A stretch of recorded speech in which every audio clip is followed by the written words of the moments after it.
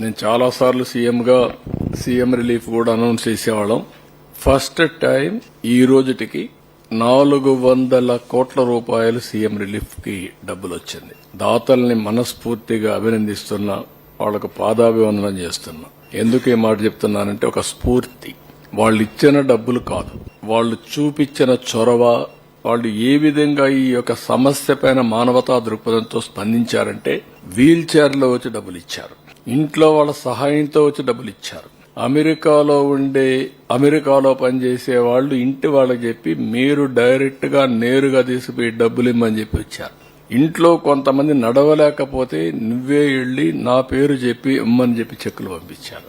ఇది ఒక వినూత్నమైన అనుభవం. అది ఒకరిని కాదు, చిన్న పెద్ద అని కాదు, పిల్లలు చదువుకుంటూ 5 రూపాయలు 10 రూపాయలు కలెక్ట్ చేసి ఓ స్కూల్ కి ఎంత కలెక్ట్ చేసి తీసుకొచ్చారు ఉండి మారిగా పెట్టి. నేను అడిగాను వాళ్ళని, ఏంటంటే ఈ విపత్తు వచ్చినప్పుడు నేను కూడా నా సాటి ప్రజలకు ఇబ్బంది వచ్చినప్పుడు సహాయపడాలని చేశామని చెప్పి అన్నారు. వాళ్ళ పిల్లలు దాచుకున్న డబ్బులన్నీ ఇచ్చేశారు. ఇలాంటి వినూత్నమైనటువంటి ఆలోచనలు వచ్చాయి. స్ఫూర్తిదాయకంగా ప్రవర్తించారు. వాళ్ళందరినీ పేరు పేరున మనస్ఫూర్తిగా మరొక్కసారి ధన్యవాదాలు. దీనివల్ల ఒక న్యూ మూమెంటం కోసం దారితీసింది.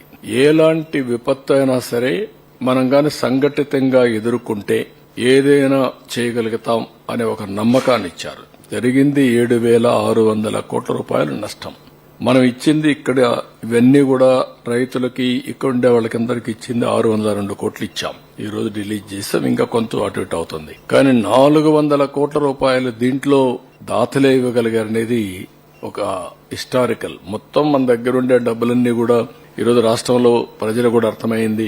గవర్నమెంట్ ఒకటే కాదు, గడిచిన 5 సంవత్సరాల్లో ఈ గడిచిన పాలకులు చేసినటువంటి దోపిడీ గాని, విధ్వంసం గాని, ఖజానా ఖాళీ అయిపోవడం గాని అన్ని కూడా చూసిన తర్వాత వాళ్లే స్వచ్ఛందంగా ముందుకు వచ్చే పరిస్థితికి వచ్చారు. అదే మరి ఇంకొక పక్కన మీరు చూస్తే ఎప్పుడు చరిత్రలో కని విని ఎనుగరండి ప్యాకేజ్ ఇచ్చాం. ఆర్థిక వెసులుబాటు లేదు, కానీ కేంద్రంలో ఉండే డిజాస్టర్ ఫండ్ కూడా వాళ్ళు ఇచ్చే డబ్బులు కూడా అద్దులున్నాయి. కానీ ప్రాక్టికల్ గా ఉండాలనే ఉద్దేశంతో మనం ముందుకు పోయాం.